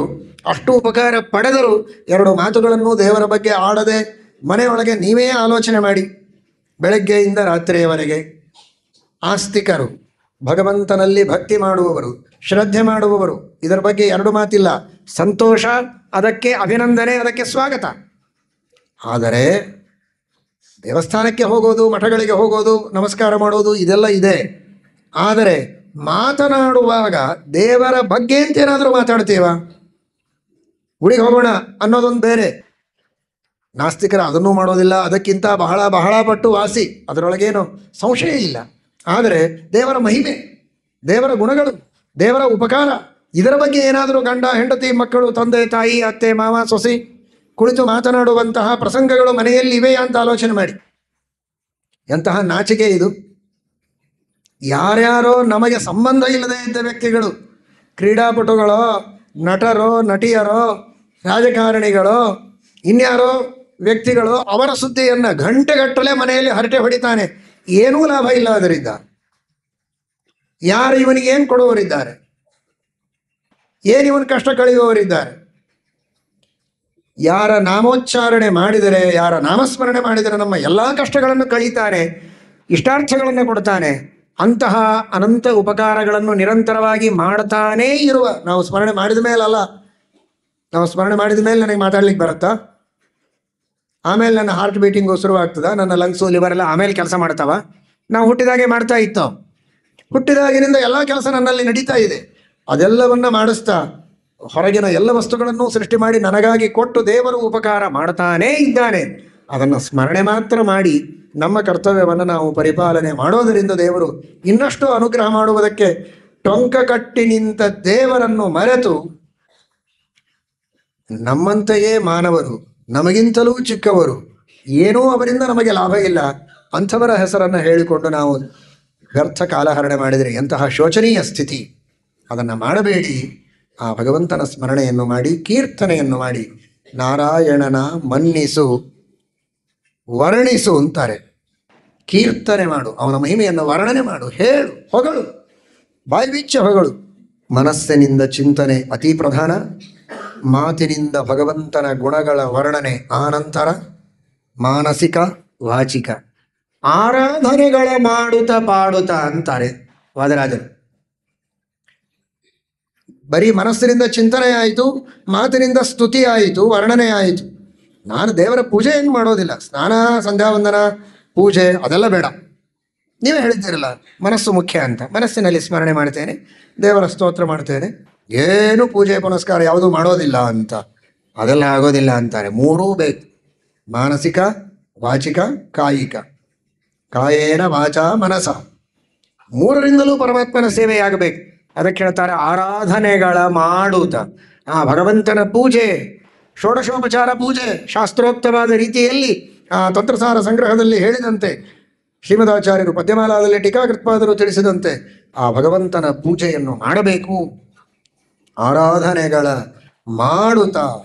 ಯಾಕೆ ಇದನ್ನು ಒತ್ತು ಕೊಟ್ಟು ಹೇಳ್ತಾ ಇರೋದು ಅಂದರೆ, ಅನೇಕ ಜನ ಹಾಗೆ ತಪ್ಪಿಸಿಕೊಳ್ತಾರೆ. ನಾವೆಲ್ಲ ಮನಸ್ಸಿನಲ್ಲಿ ದೇವರ ಚಿಂತನೆ ಮಾಡ್ತೇವೆ, ಸಾಕು. ದೇವಸ್ಥಾನಕ್ಕೆ ಹೋಗೋದು, ನಮಸ್ಕಾರ, ಪ್ರದಕ್ಷಿಣೆ, ಪೂಜೆ ಇದೆಲ್ಲ ನಮಗೆ ಸರಿ ಬರೋದಿಲ್ಲ ಅಂತ. ನಿನಗೆ ಸರಿ ಬರೋದಿಲ್ಲ ಅಂದರೆ ನೀನು ಮಾಡೋದು ದೇವರಿಗೆ ಸರಿ ಬರೋದಿಲ್ಲ. ನಿನಗೆ ಸರಿ ಬಂದದ್ದನ್ನು ನೀನು ಮಾಡಿಕೊಂಡ್ರೆ ದೇವರ ಆಸ್ಥಾನದೊಳಗೆ ನಿನಗೆ ಅವಕಾಶ ಸಿಗಬೇಕಲ್ಲ. ನನಗಿದು ಸರಿ ಬರೋದಿಲ್ಲ ಅಂದರೆ ನೀನು ಸರಿ ಅಂತಾನೆ ದೇವರು. ನೀನು ಬರೋದೇ ಬೇಡ ನನ್ನ ಹತ್ರ, ನಾನು ಹೇಳಿದಂತೆ ನೀನು ಮಾಡಬೇಕು, ನೀನು ಹೇಳಿದಂತೆ ನಾನು ಕೇಳೋದಿಲ್ಲ ಅಂತ. ಹೀಗಾಗಿ ಭಗವಂತ ಹೇಳ್ತಾನೆ ಎಲ್ಲವನ್ನೂ ಮಾಡಲೇಬೇಕು, ಮಾನಸಿಕ, ವಾಚಿಕ, ದೈಹಿಕ. ಅದಕ್ಕಾಗಿ ವಾದರಾಜರು ತಿಳಿಸ್ತಾರೆ ಆರಾಧನೆಗಳ ಮಾಡುತ್ತ ಪಾಡುತ್ತ. ಭಗವಂತನ ಆರಾಧನೆಯನ್ನು ಮಾಡಬೇಕು. ಎರಡೂ ರೀತಿ. ನಿತ್ಯದಲ್ಲಿ ಮಾಡುವ ಪರಮಾತ್ಮನ ಪೂಜೆ, ಶಾಲೆಗ್ರಾಮಗಳು, ಮನೆಯಲ್ಲಿ ಏನು ಪರಂಪರೆಯಿಂದ ಬಂದಿರ್ತದೆ ಅಂತಹ ದೇವರ ಪ್ರತಿಮೆ, ಶಾಲೆಗ್ರಾಮಗಳು ಇವುಗಳನ್ನೆಲ್ಲ ಇಟ್ಟುಕೊಂಡು ಶಾಸ್ತ್ರೋಕ್ತವಾಗಿ ಪೂಜೆಯನ್ನು ಮಾಡಬೇಕು. ಇನ್ನು ಕೆಲವು ಕುಲಾಚಾರಗಳು ಅಂತ ಇರ್ತವೆ. ಕುಲದೇವರು, ನಿತ್ಯದಲ್ಲಿ ಮನೆಯಲ್ಲಿ ಮಾಡುವ ಪೂಜೆ ಬೇರೆ, ಕುಲದೇವರು ಅಂತ ಇರ್ತಾರೆ. ಆ ಕುಲದೇವರಿಗೆ ಮನೆಯ ಸಂಪ್ರದಾಯದ ಪ್ರಕಾರ ವರ್ಷಕ್ಕೊಂದು ಸಲ ಪೂಜೆಯನ್ನು ಸಲ್ಲಿಸೋದು, ನೈವೇದ್ಯ ಸಲ್ಲಿಸೋದು, ಅದನ್ನೂ ಮಾಡಲೇಬೇಕು. ಕುಲದೇವರ ಪೂಜೆ, ನಿತ್ಯದಲ್ಲಿ ಮಾಡಬೇಕಾದ ಮನೆಯಲ್ಲಿರುವ ದೇವರ ಪೂಜೆ, ಇವುಗಳನ್ನೆಲ್ಲ ಮಾಡಬೇಕು. ಆರಾಧನೆಗಳ ಮಾಡುತ್ತಾ ಪಾಡುತ್ತಾ ಆ ಪರಮಾತ್ಮನ ಮಹಿಮೆಯನ್ನು ವರ್ಣನೆ ಮಾಡುವಂತಹ ಅನೇಕ ಸ್ತೋತ್ರಗಳನ್ನು, ದೇವರ ಹಾಡುಗಳನ್ನು ಹೇಳಬೇಕು, ಹಾಡಬೇಕು. ಪರಮಾತ್ಮನನ್ನು ಅರ್ಚಿಸಬೇಕು. ನೀರಾಜನದಿಮ್ಮ ಅರ್ಚಿಸು ಮೆಚ್ಚಿಸು. ಆ ಪರಮಾತ್ಮನಿಗೆ ಚೆನ್ನಾಗಿ ನೀರಾಜನವನ್ನು ಮಾಡಿ, ಆರತಿಯನ್ನು ಮಾಡಿ ಪರಮಾತ್ಮನನ್ನು ಪೂಜಿಸಬೇಕು. ರಾಯರ ಸ್ತೋತ್ರದಲ್ಲಿ ಕೇಳ್ತಿರಲ್ಲ, ದೀಪ ಸಂಯೋಜನಾಜ್ಞಾನಂ ಪುತ್ರಲಾಭೋ ಭವೇದ್ರುವಂ ಅಂತ. ಹಾಗೆ ಭಗವದ್ಭಕ್ತರಾದ ರಾಘವೇಂದ್ರ ಸ್ವಾಮಿಗಳ ಪೂಜೆ ಮಾಡಿದರೆ ಹೇಗೆ ಪುತ್ರಲಾಭ, ಜ್ಞಾನಲಾಭ ಎಲ್ಲವೂ ಆಗತ್ತೆ, ಅದೇ ರೀತಿ ಸರ್ವೋತ್ತಮನಾದಂತಹ ಭಗವಂತನನ್ನು ಅರ್ಚನೆ ಮಾಡಿದರೆ ನಮಗೆ ಎಷ್ಟು ಫಲ ಸಿಗತ್ತೆ ಅಂತ ಹೇಳಲಿಕ್ಕೆ ಸಾಧ್ಯ ಇಲ್ಲ. ಅನಂತ ಫಲವನ್ನು ಪರಮಾತ್ಮ ಕೊಡ್ತಾನೆ. ನಾವು ಕೊಡೋದು 2 ಕೈಗಳಿಂದ, ಅವನು ಕೊಡೋದು ಅನಂತ ಹಸ್ತಗಳಿಂದ. ನಮಗಿರೋದೇ 2 ಕೈ, ಅಷ್ಟೇ ಕೊಡಬಹುದು. ಆದರೆ ಅವನಿಗೆ ಅನಂತ ಹಸ್ತಗಳಿವೆ. ಅನಂತ ಹಸ್ತಗಳಿಂದ ಪರಮಾತ್ಮ ನಮಗೆ ಕೊಡುವುದಕ್ಕೆ ಸಿದ್ಧನಾಗಿದ್ದಾನೆ. ಆ ಪರಮಾತ್ಮನನ್ನು ದೀಪದಿಂದ ಅರ್ಚನೆ ಮಾಡಬೇಕು. ನಾವೇನು ಕೊಡೋದು ದೇವರಿಗೆ ದೀಪ? ಇಡೀ ಜಗತ್ತಿಗೇನೆ ಸೂರ್ಯ ಚಂದ್ರರನ್ನು ಕೊಟ್ಟವನು ಪರಮಾತ್ಮ, ನಕ್ಷತ್ರಗಳನ್ನು ಕೊಟ್ಟವನು ಪರಮಾತ್ಮ, ಅಗ್ನಿ ತತ್ವವನ್ನು, ತೇಜಸ್ ತತ್ವವನ್ನೇ ಕೊಟ್ಟವನು ದೇವರು. ಅವನಿಂದ ಜಗತ್ತಿಗೆ ಬೆಳಕಿದೆ, ಅವನಿಂದ ಪ್ರಕಾಶ ಇದೆ. ಅಂತಹ ಪರಮಾತ್ಮ ನಮಗೆ ಪ್ರಕಾಶ ಕೊಟ್ಟದ್ದರ ಚಿಂತನೆ, ಸ್ಮರಣೆ ಮಾಡುವುದಕ್ಕೆ ಕೃತಜ್ಞತೆಯ ರೂಪದಲ್ಲಿ 1-2 ಸಣ್ಣ ದೀಪಗಳನ್ನು ನಾವು ದೇವರ ಮುಂದೆ ಇಡೋದಷ್ಟೆ. ಆದರೆ ಅಷ್ಟಕ್ಕೂ ದೇವರು ಸಂತೋಷ ಪಡ್ತಾನೆ.